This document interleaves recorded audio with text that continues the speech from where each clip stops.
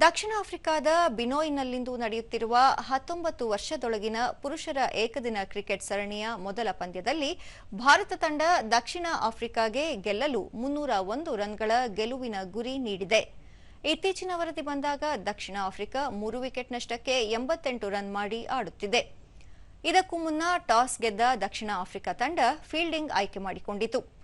Batting ಮಾಡಿದ ಭಾರತ ತಂಡ ನಿಗದಿತ 50 ಓವರ್ಗಳಲ್ಲಿ ತನ್ನೆಲ್ಲ ವಿಕೆಟ್ ಕಳೆದುಕೊಂಡು 300 ರನ್ ಗಳಿಸಿತು. ಭಾರತದ ಪರ ಹರ್ವಂಶ್ ಸಿಂಗ್ ಪಂಗಾಲಿಯಾ 93 ಹಾಗೂ ಆರ್ಎಸ್ ಅಂಬರೀಶ್ 65 ರನ್ ಗಳಿಸುವ ಮೂಲಕ ಭಾರತ ಉತ್ತಮ ರನ್ ಕಲೆ ಹಾಕುವತ್ತ ನೆರವಾದರು. ದಕ್ಷಿಣ ಆಫ್ರಿಕಾ ಪರ ಜೆಜೆ ಬಾಸನ್ 4, ಬಯಾಂಡಾ ಮೊಜಾಲಾ, ಬಂಡೀಲೆ ಎಂಬಾತ ಹಾಗೂ ಎಂಟೆಂಡೋ ಸೋನಿ ತಲಾ 1 ವಿಕೆಟ್ ಪಡೆದರು.